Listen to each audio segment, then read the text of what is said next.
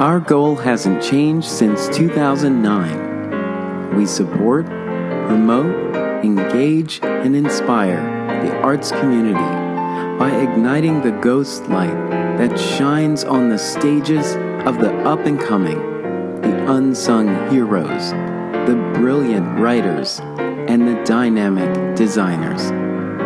Stay tuned. Rep Radio is on the air.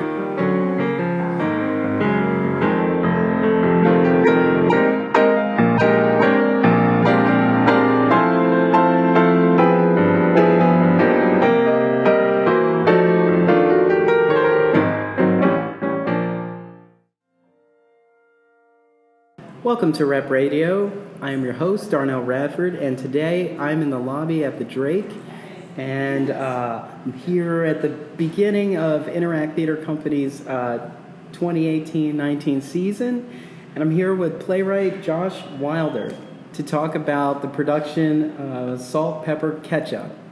And Josh is here on the other side of the mic. So, hello. Josh, welcome to Rep Radio. Yeah, thanks for having me. So I saw I saw that this was a co-production with Passage Theater Company, and I was trying to get out there, but the beginning of the season is just crazy. And I just got back from Edinburgh, and the Fringe was kicking up and all that, and then October is a mess. So I said, you know what, I'm definitely going to be here for Interact. Okay. So I'm glad it's a co-production because it gives us a chance. Yes. If you missed it or you loved it, now you can come back and be an ambassador for it here. Yes, at please come Interact. back. So this is your first time on Rep Radio, so tell us a little bit about yourself. Yeah, okay, a little bit about me. Well, I'm Josh. I'm actually a Philadelphia native, born and bred here. My first introduction to theater was at the Philadelphia Performing Arts Charter School. I was actually the first class of that school when it was at Broughton Shunk. Okay. And I took my first theater class in 7th grade, and the first thing that we learned was the Iliad. So immediately I was always obsessed about stories and obsessed about telling them. And actually, my first play that I did was a musical called A Story of Faith. And I was part of a group of students in like the summer of 6th grade. We, put together a musical at the community center in South Philly. And 7th grade, when I was like 13, we said, let's just do it. So my teacher at the time, she produced it at the Arts Bank. And I was like 13 years old. I played the lead, couldn't sing. But it was my first time acting on stage in front of an audience. And at the end of the performance, we're in middle school, so naturally the teacher likes to give out awards to the students and stuff. And I actually got the best writing award because I wrote some really good scenes and stuff. And I was so bitter from very early. Yeah. I mean, I learned, my foundation as an artist started in Philadelphia. Okay. Like I said, I won the lottery essentially, and that's how my life in art started. And after middle school, I went over to Kappa. I was a theater major there, where I started my Vision Theater Ensemble. Cool. When I was 16, I went to the governor's school, and they wanted us to do a community project. And I said, I'm gonna start a theater company in school. So we actually got together like a bunch of freshmen, a bunch of sophomores, and we created and produced our own work in high school. And eventually, I really started getting into writing more and decided to write my first big, huge play at high school. And it was called Michael's Testimony. And Kiara Hudes actually was a mentor of mine at the time, working on the play. And after the play went up, I was like, wow, I think this is the life for me. I just don't know if I want to commit to it yet, because I love acting so much. I had the acting bug and the writing bug at the same time. But after that, I actually got into Carnegie Mellon for acting.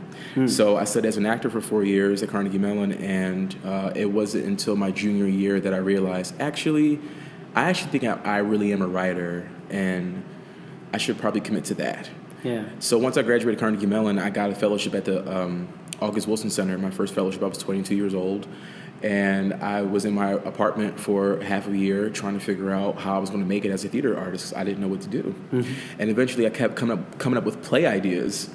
So I said, you know what, I think playwriting is a thing that I should actually be really considering. And I submitted my first play, Leftovers, not to be confused with the TV show or the book. Yes. But that play ended up being selected for the Many Voices Fellowship for Emerging Players of Color at the Playwright Center in Minneapolis.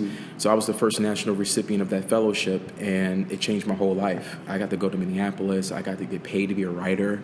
So I was working full-time as an artist, and I said, this is my one shot to create and sustain a career as an artist full-time.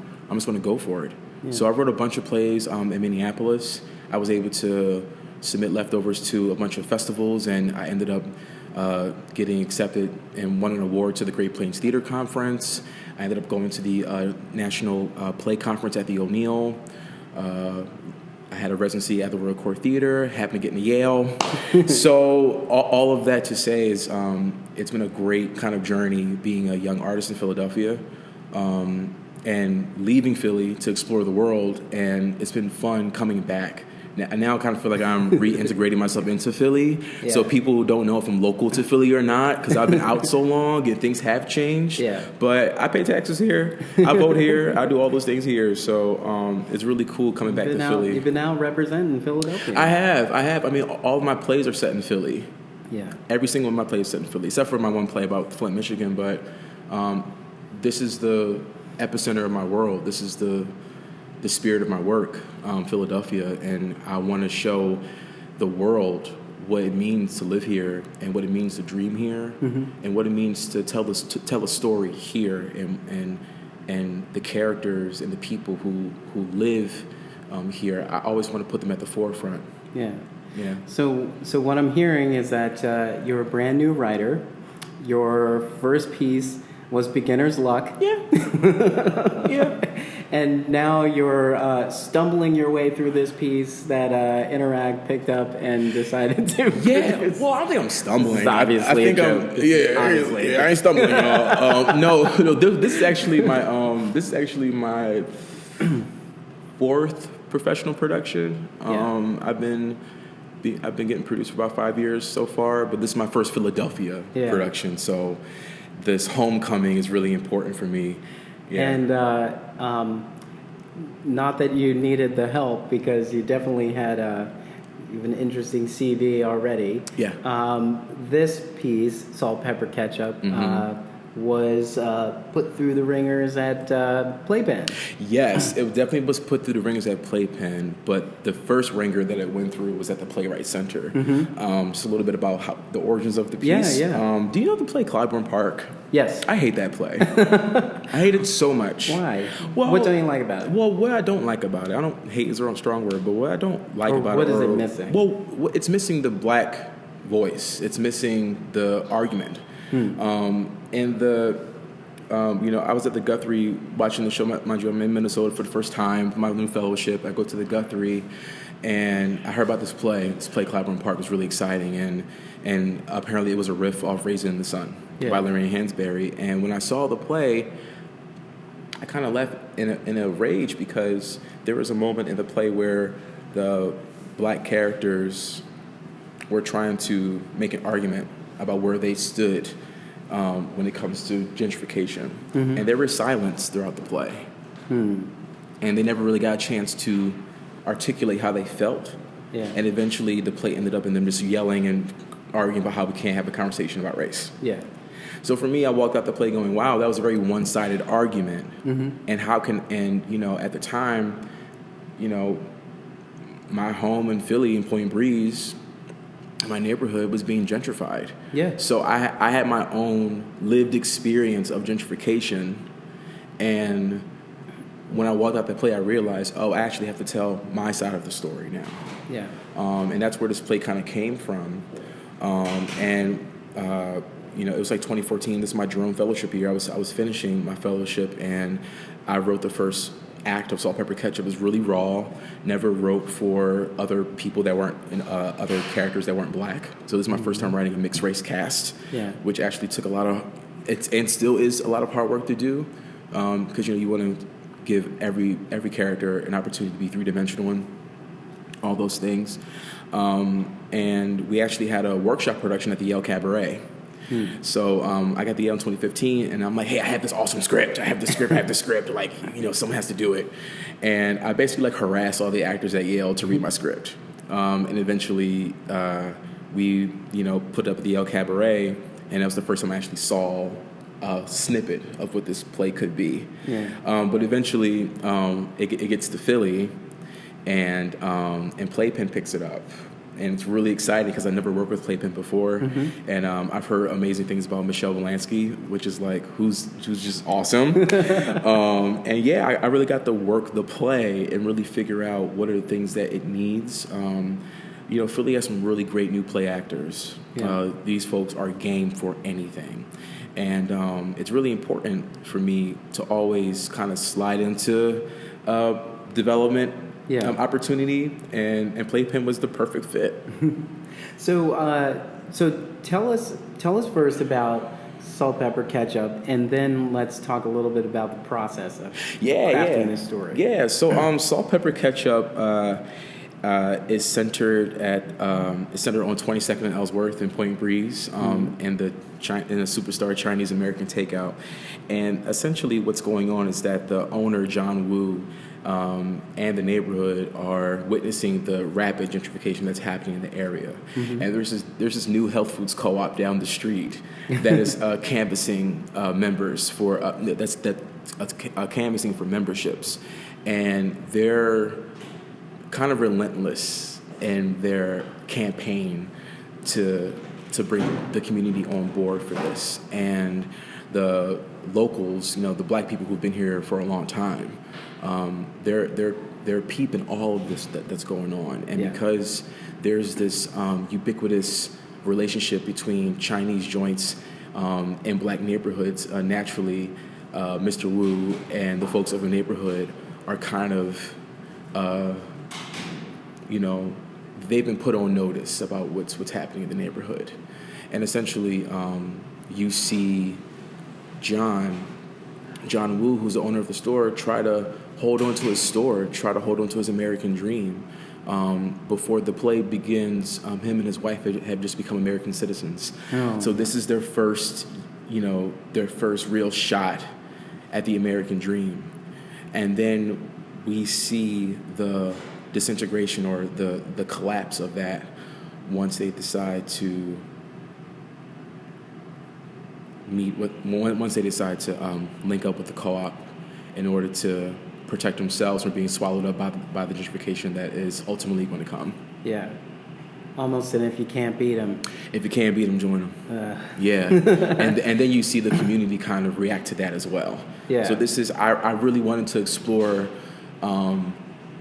immigrant business owners in black communities. Yeah. Because they're very ubiquitous to our community. And they've always been there. And I guess the leading question that I have as a playwright is, where do they fit in this gentrification equation? Yeah. How do they actually, survive all of this? And I'm still questioning that. I'm still figuring that out. And I'm very excited to see it all play out on stage. Well, I'm newish to Point Breeze. I've been there about 10 years. But probably around the time that you started crafting this story, I had just moved back to the area after being in the area for a few years. My friend bought a house in Point Breeze, and it was still very much that neighborhood, that gritty sort of predominantly African American neighborhood. And there's still some parts, and there's a conversation whenever you bring up gentrification. There is a conversation that all of these parts have to be in place for it to be officially called gentrification. So it's not just a residential renaissance, it's also a commercial renaissance. So in Point Breeze, the corridor that is Point Breeze Avenue has not received that renaissance yet. So there is this argument, it's not quite there yet, but you're like, look around. I mean, the seeds are planted. Yes, definitely. If you think about all of the schools that have closed around Point Breeze, all the churches that have closed, that have been torn down. Now they're being renovated into homes. You look at new restaurants that are popping up on Point Breeze Avenue. So on 20th and Federal, bistros and lounges, and Breezy's Cafe, and all these little restaurants that were always closed to me. You know, technically, I'm very glad that Breezy's closed. I used to live. So I didn't realize that they were a little further down, and they actually moved to the building that I was renting in. Oh, wow. And so they were downstairs, and I said, as long as they've been here, I've never felt welcome. They've never invited the people who live upstairs, people who live around, to come in. They always had this sense of like, our audience comes from somewhere else. And even that establishment where we were just like, oh, good, something's happening here. It's still not for us. Well, that's how I felt when they started. So the first time I walked in and felt uncomfortable in any kind of new place was the OFC, the coffee house. The coffee house that's right on 20th and Federal. I walked in there just to see what was going on. I kind of feel like I wanted to make a statement that I'm here and that I'm going to support your business now. And it was a very eerie exchange. I was the only black person in the coffee shop, and I was like, "Do you even live? Do you live here?" And it was like people were like, I felt like I was a stranger in my own neighborhood. And then there was a new bar that was built on I think 18th and Federal, and American Sardines. That one. And I walked in there. You're in my neighborhood. I know everything. I'm from there. You know what I mean? So I walked in there, and once again, it was the immediate that never felt comfortable. It's like everyone's butthole got tight for something. I walked in the room, and I wanted to buy a drink. Took the bartender a long time to get to me, and I asked the bartender. I said, "Hey, I'm from the neighborhood, and I didn't know this bar was here. Is there what's the why aren't there any more people from the neighborhood in the bar?" "Oh, well, we don't sell flavored alcohol. We don't sell flavored liquor, and it seems like most of the people here like flavored drinks, and we usually do craft things." And that's the cleanest way to say. It's the cleanest way, right? We don't accept your kind. And literally, once again, I felt like I was making a statement just by being a black body in this new space. And not often, but periodically I go there just to pop in. But it's always the same feeling of you don't belong here because we don't know what you want from us. There was a similar place like that when Berg's Lounge closed after 35 years or so.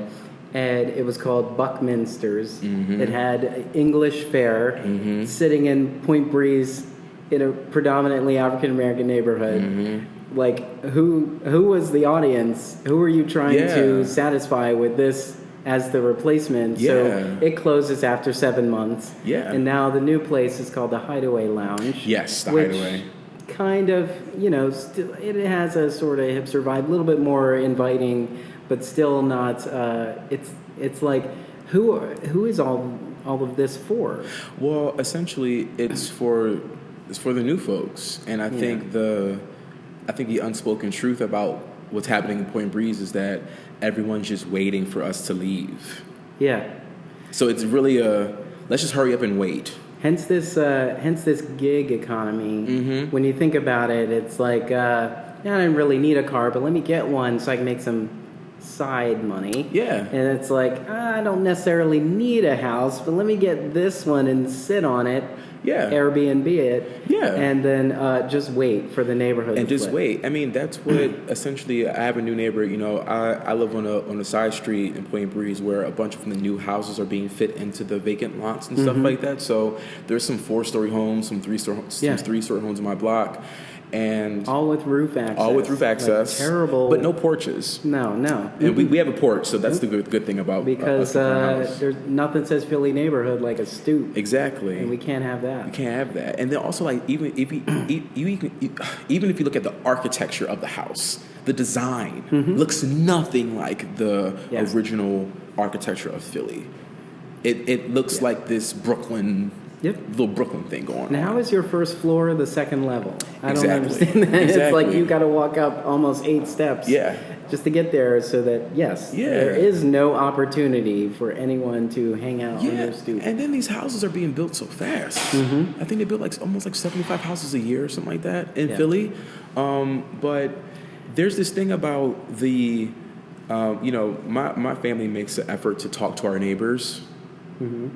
And what's interesting is that it was kind of like, no, you're going to talk to us now that you're here. Yeah. Like my mom goes to all the neighbors, like, hey, I'm at, this address right across the street. I'm from here. Welcome to the neighborhood, blah, blah, blah. And there is this like awkwardness that happens because I don't think if we, the original, people of the neighborhood, if we don't reach out to the new folks, they would never reach back to us. Yeah.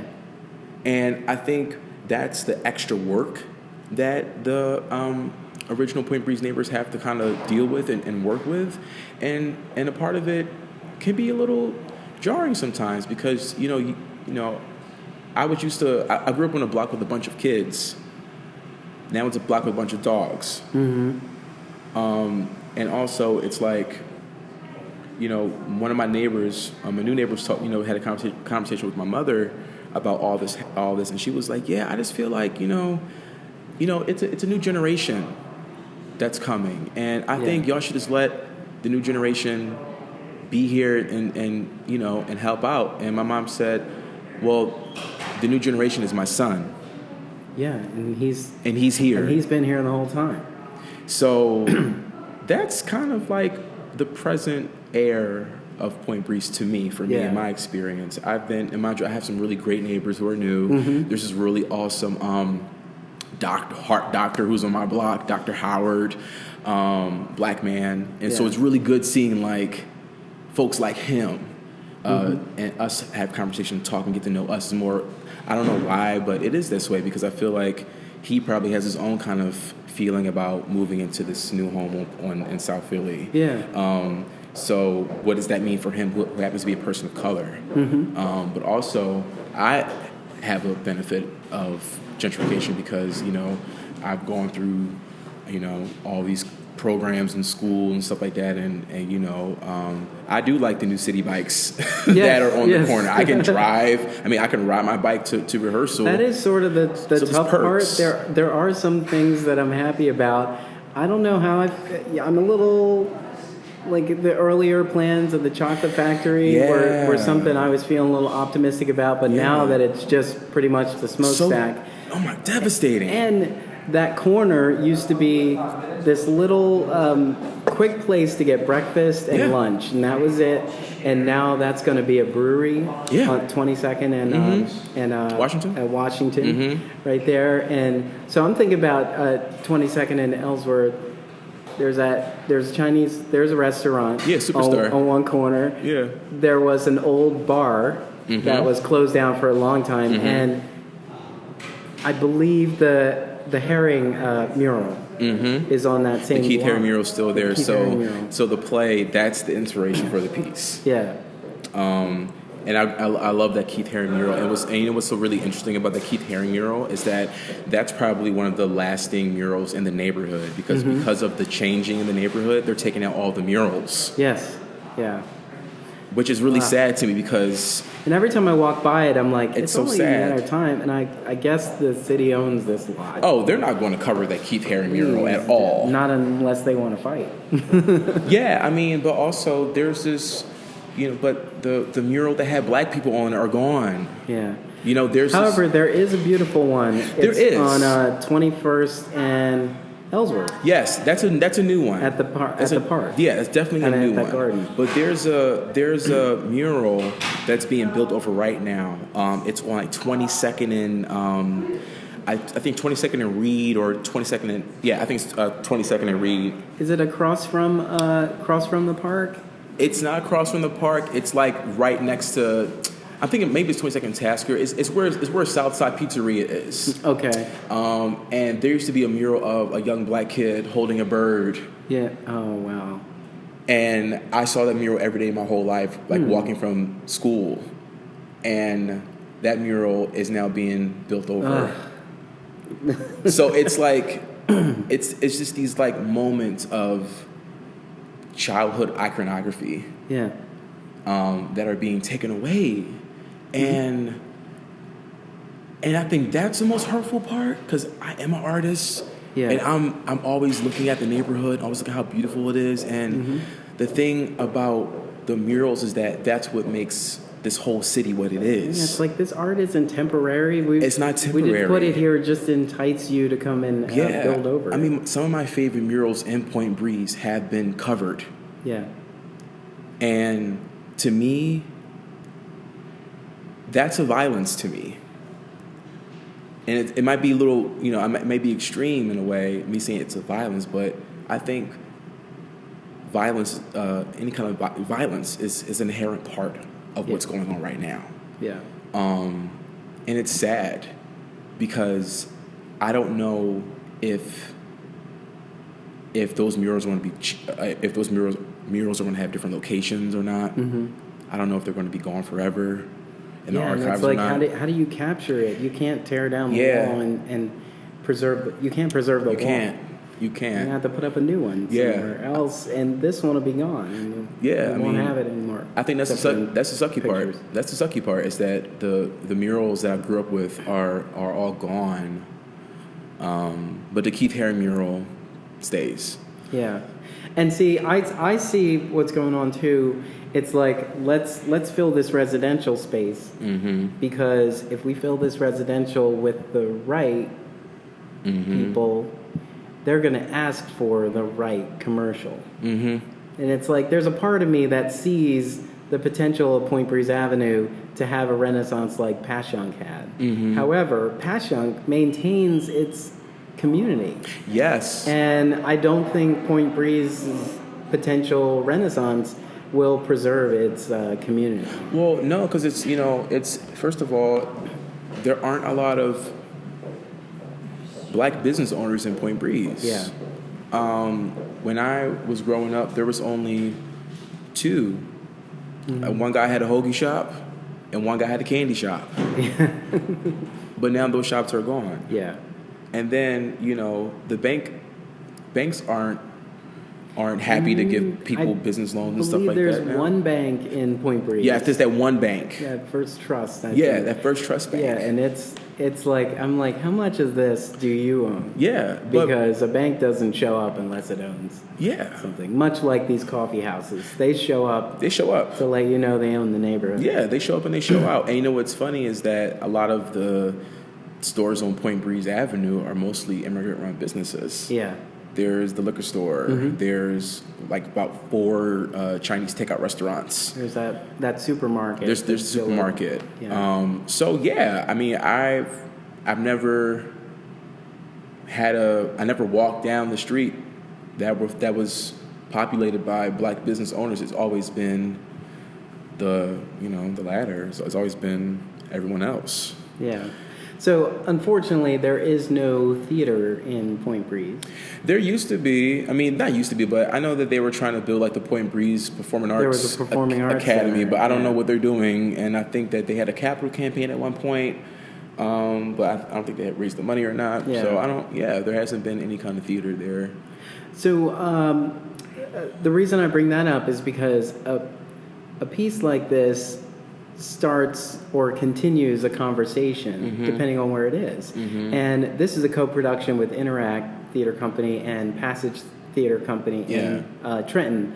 So I'm wondering, what was the conversation like in Trenton with this piece? Well, what's funny enough is that I think a lot of people really I think people understood the soul of the work. I think Trenton's also experiencing some gentrification as well. So I think there are a lot of similarities to that Trentonians and Philadelphians share.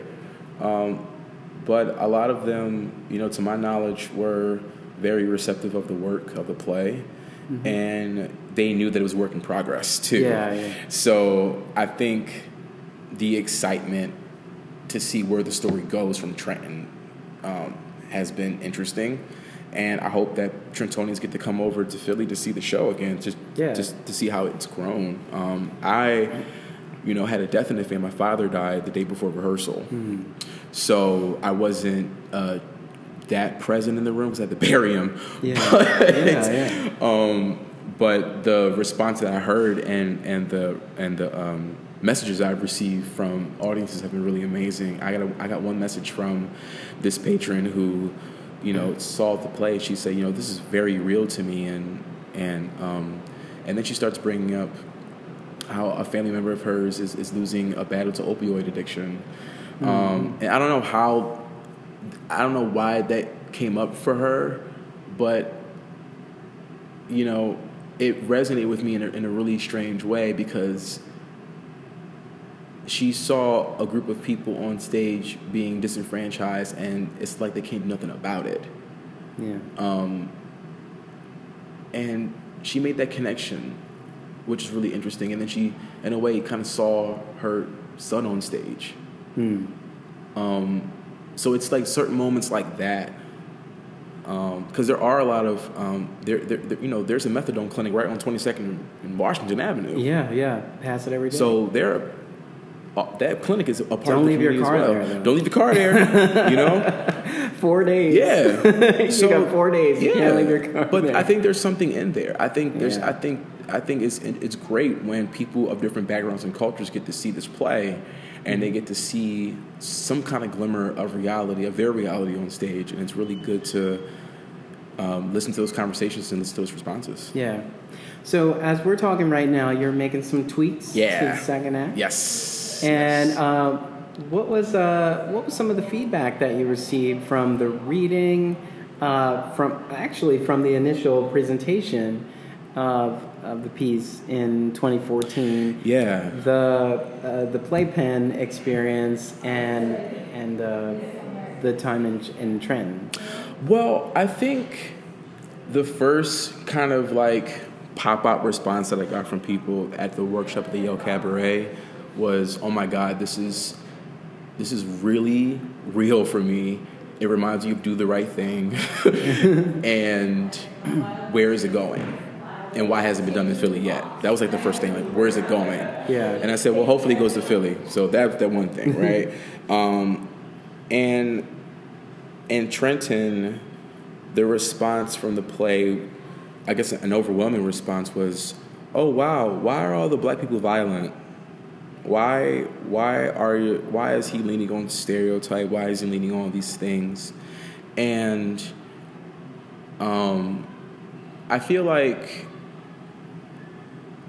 the word stereotype is really interesting, right? Yeah. Because I think that people really don't understand what that implies. Mm-hmm. To stereotype someone, for me, is to dehumanize a person. And quite frankly, we can all be stereotyped. Kind of place them into a box. Place them into a box. If they don't have any individuality. Exactly. And then on top of that, like, we can all stereotype somebody. Yeah. We can all find something about another person and other them and call them a stereotype. Mm-hmm. And I feel like, with my work, I like to work with archetype. I think that's I think that is a word that needs to be used instead of stereotype. And I say that because you would never walk down the street, see a person who you deem stereotypical, and say that to their face. Yeah. Mm-hmm. Because if you do, you're either going to get knocked the hell out or cussed the hell out. And you can only have this conversation about stereotypes in safe spaces. Yes, where they are sort of supporting your stereotype. Exactly. Your stereotype. So it's like, why are all the black people violent? Like, why is there violence in this play? Well, look at the history of this country. When people are, when oppressed people have no outlet to express their frustrations, express their feelings. Can I rephrase your question? Of course. Why are the residents angry? Why are the residents angry? Well, shit. I mean, that's what you were saying the thing, though. to the person who asked that. Yeah. Like, why are the residents angry? Yeah. Because their neighborhood is changing, and it's changing without them. Yeah, it's changing without them, and they have no agency over this change. Yes. They have to deal with it. They literally are sitting ducks. I think about this all the time. It's like, wouldn't it be something like if you're a realty company Mm-hmm. and you are constantly at odds with the neighborhood, the city, Mm-hmm. wouldn't it be more beneficial for you to say, we're trying to turn renters in this neighborhood into homeowners? Mm-hmm. And so we're building homes that are accessible to this neighborhood for this neighborhood, instead of trying to completely change this neighborhood. Because where are you going to put them? Because it's already enough that you can see that the center city, the more center city qualified neighborhoods have displaced people who used to be able to afford to live 4 or 5 blocks off of Market Street without a problem. And now, Point Breeze has become the new, just fill in the blank. Yeah. And, they tried to, I don't know if we're still going with Newbold or whatever that is. No. Like, no. I think Newbold's more near Snyder Avenue. Yeah, but it was kind of all of these things, and they keep giving all these trendy names to the neighborhood. No, it has one. It had one. Yeah. And why are you trying to run away from that one? Yeah. One other thing that I experienced myself. So the building I lived in, right on the corner of 20th and Federal, I was on the 3rd floor looking down. I had I don't even think I had my window open, but the walls are thin because that was Munson Manor. Munson Manor was young. I remember hearing a gentleman being asked to kind of tone it down because the business downstairs was being disrupted. And he said something to the effect of, "You don't tell me what to do in my neighborhood. You just got here. Just fucking got here. You just got here." And then he had a bunch of F's to give. He had a bunch of fucks to give. He was like, F you, F this guy, F this company, F this. You don't know anything about this. No. That I used to have, and telling all the stories about, and I was sitting up there. Part of me was kind of upset that he was being loud, but the other part of me was like, he's got a point. He's got a point. He's got a point there. Yeah. I mean, I feel like the reason there's such a visibility of this hanging out on corners and sitting on stoops is because I want you to understand that you're in my neighborhood. It doesn't matter that you just bought this house. No, it doesn't. It doesn't matter that you just rented this space. Yeah. You're in my neighborhood, and if you can't speak, it's like like your mom or somebody would say, "You come in the house, you don't speak." Yeah. It's like you no, walking that's through the respect. neighborhood. That's you the don't culture. Speak. Yes. That's the culture. Yes. I always say how you doing to my neighbors. Even ones I don't even know. Yes. If I'm walking past them, hey, how you doing? Nice to meet you. Or how you doing? Keep it moving. Definitely. Just a simple acknowledgement that my body is here. And there are these kids that play on my street, and sometimes they're loud and a little rowdy. And for a second, again, I had to think like, oh, I really wish they'd go play somewhere else. But then at the same time, I was like, you know what? They can see their house from here. Yeah. And the adults in their house can see them from here. Yeah. So they feel safe here. Yeah, they feel safe being kids. So let me do my part so that they continue to feel safe here. Yes. So it's not helpful for me to be like, you guys gotta be quiet. And it's like, no. Or in there a park like 2 blocks away? Yeah, but that's 2 blocks away out of sight of mom and dad, uncle, auntie, everybody who's watching us. So when I realized that, I just said, okay. And I walk by, whenever I walk by them to do whatever it is I'm doing, I smile, I nod, how you doing? Yeah. There's a crossing guard that I see every day. It's a little more on the, I guess that's grad hospital kind of area. But I make a point of saying good morning to her every day. Never exchange names at all. But I feel like if she doesn't get that from me, something's amiss. Yeah. I feel like we don't have that exchange every day. Something's amiss. So that's part of me feeling this is my community too. Yes. So I'm I'm going to make sure that people know that I walk through it. That's why I take the same route every day to work. When I walk through, I pass that clinic, and they're just there doing their thing, and I don't have any issues with any of that. And I'm like, if they feel safe here, good. And I want them to feel safe here and not feel like there's a problem. Yeah. But as all of this changes, I can imagine, like, how long is that clinic going to fare when I don't know. When Washington Avenue continues its redevelopment? Well, I don't know, because the government seems to support the opioid epidemic versus the crack epidemic. Yes. So and those people from that epidemic are still in Point Breeze. Yeah. They're still alive. Their children are still here. So I hope that there's more support for the neighbors who have suffered through this epidemic to get treatment as well. Yeah. So I used to ask, what do you hope people would take away from this experience of this piece? But in general, I want to ask you, what presents a sense of urgency for you as an artist? What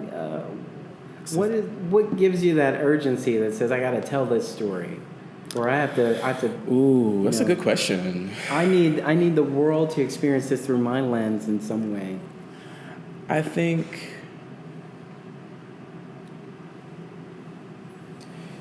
the urgency for me for this piece, it's the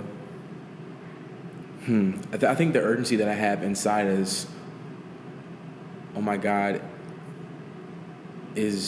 are me and my family going to be erased from this neighborhood?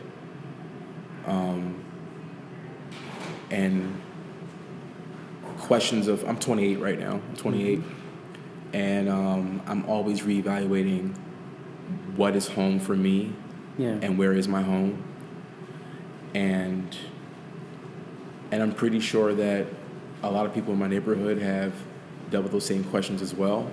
Yeah. So I guess for me, the urgency comes from, I'm in this changing time in my life where my whole world is changing right in front of me. What is the last thing I have to say? Or what's the thing that I have to say before I get chewed up and spit out? Yeah. And I think that's the kind of where the soul lies for me, in the urgency of this work is, what do I have to say before it might be my time to go? Yeah.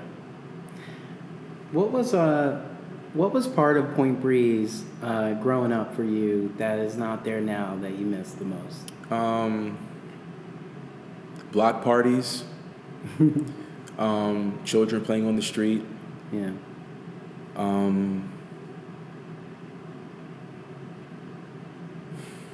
Block parties, children playing on the street. We used to let the fire hoses go out. We used to, the sprinklers would happen. Yeah. Barbecues. Being able to perform at block parties. We had the girls playing double dutch. You had the boys playing football. Pretty much the lyrics art, the summertime. Yeah, the lyrics. Yeah, the art, the loud music playing on the street. Yeah. The food truck, they used to drive around and sell vegetables and stuff off the back of the truck. I don't know if that truck's there anymore, but I hope they are. I don't know. I've seen one a little further west. Yeah. In the Grays Ferry area, but not so much in the Point Breeze area. Yeah. Pathmarker's gone. Yeah. And that was a fresh grocer, I believe. Just the art, the murals, the sense of everyone knowing who you were and what block you lived on. Yeah. The sense of the fact that there were multiple moms in the neighborhood who could tell your mom what happened if you did something wrong. Yeah. I just think that the overall sense of community has changed, and I miss that a lot. Yeah. I miss that a lot. I miss the Queen Memorial Library when they had real books. Yeah, I used to live right across. Oh my the street from gosh! When I was about like 14, when I was in high school, they started selling off books that weren't being checked out. So I had a whole library of Shakespeare's and classics and stuff like that. And I think once the books started changing in the library, I was like, what is going on here? Yeah. Why can't I check out, why can't I read a fulfilling book? I'm surprised it's still there too, because it's very quiet. It's very quiet. The sign is there, but if you don't come down Federal, you will miss it. You'll miss. I mean, when I was growing up, I was a library kid. That's the first place I went to after school. That's where we all went to after school, and that library was full of life at a point, and was open 12 hours a day. And now it has a limited schedule. So once I realized they were selling books and staff wasn't, coming in as much and the hours were cut, I knew then something was up. And then my impulses were kind of right in that kind of way. I missed the candy store that was right next to the library. That's the candy store I was talking about. It's the library, and then there's like this one building that's right there. It's a little gray store, and then it's a little extension of a store, and then there's a house right there. Okay. And in that, literally, like, you go from you go out the library, you walk, and you walk past the parking lot. There's that gate right there, and there's a building right next to that gate. Okay. That part was a candy store. And we used to get candy from this guy every day. Yeah. So how much can I get with this? Literally, he sold the little 50-cent bag of Fruities. had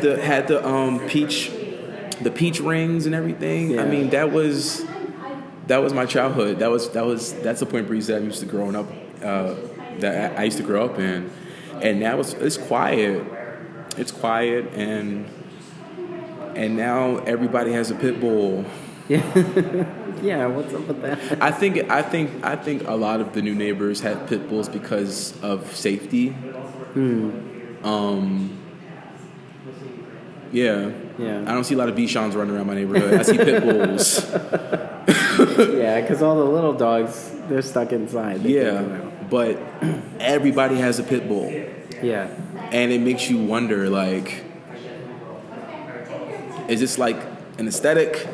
Yeah. Is this protection? I mean, it always is a dog. It's always gonna be protection. But save them from that house? Do you save them? They were fighting? Yeah. Like, what's the aesthetic of this? What are you actually saying to me? Yeah.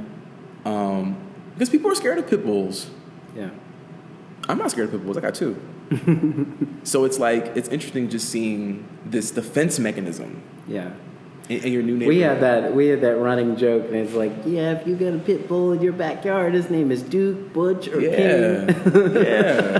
I don't know. I kind of feel like it's just a different time, and I've also have grown up, and I also have changed and evolved and see different things. So, at the end of the day, like, I always question myself, like, where do I fit in this gentrification equation? Yeah. My mom, we own our house. I feel as though, since I am a 28-old millennial, I do feel like this change is for me as well. And do I feel ashamed of that? Not necessarily. Do I feel like it's equitable? No. And I think because, because what are they going to do if they can't completely flip this neighborhood? What are they going to do if they can't completely flip it? They're going to leave it alone.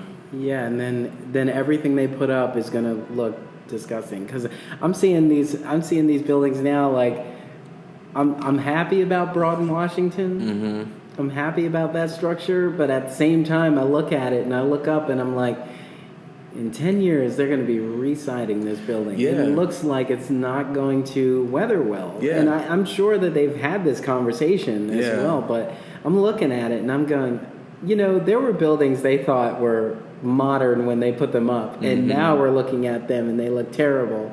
There's a lot of these homes with the window boxes on the upper levels that I've been seeing a lot of those get refaced now, because it's like whatever that plan was 10 years ago didn't hold up. And it's like, so who keeps buying these homes? Yeah. And it's like, and every time, especially because I was on the 3rd floor, I was able to see the roofs of those new homes. And it's like torrential wind up there. They're trying to have a party. Mm-hmm. I'm just like, And that's why I have a porch. You know, now that's your why house is drafty too in the winter because you're up so high. You gotta. There's access up there, but it's blowing right in. So there was one that has like this sort of makeshift kind of, weatherproofing around it, around the door up top, because it's like you shouldn't be up that high anyway. But everybody's these views, they're chasing after these views. Yeah. And not to mention the schools in the neighborhood that just aren't there anymore. No. There's so many of those schools have closed. that have been for sale for years too. And so I guess if you don't have kids growing up in here, this neighborhood is becoming childless. Probably advantageous to some young adults who aren't really thinking about raising a family at the moment. I mean, my brother went to Smith. He went to the Smith School right on Point Breeze. Now they're building apartments in the parking lot of the school. Yeah. And there's another school in Carpenter, 23rd and Carpenter. I think that's closed now. Yeah. I think the only place for children to go to in the moment is the damn YMCA. That's the only place where I see children at. And community at. Thank God for the YMCA. Yeah. But all in all, I just feel like this makes for a great conversation when folks come to see the play. Yes. Definitely. I really hope that people come out, because I think we all have a little bit to learn about each other and ourselves when we see this work. Come be a part of this conversation. Yes. The play is Salt, Pepper Ketchup. It's written by Josh Wilder, who is resident South Philadelphian. And this production's on stage through middle of November. You can get your tickets by going to Interact Theater, theaterre.org, and you should buy 2 or 3 or 4, because theater is more fun with a +1. Yeah, get the group rate. Yeah, definitely, group rate. Josh, it was a pleasure chatting with you. Thanks for taking the time. Yeah. And I look forward to some more conversations with you as more stories from you come about. Awesome. Thank you so much. Thanks. And I hope more plays of mine get done in Philly. Keep an eye out. Please. Josh Wilder, come see this play. All right.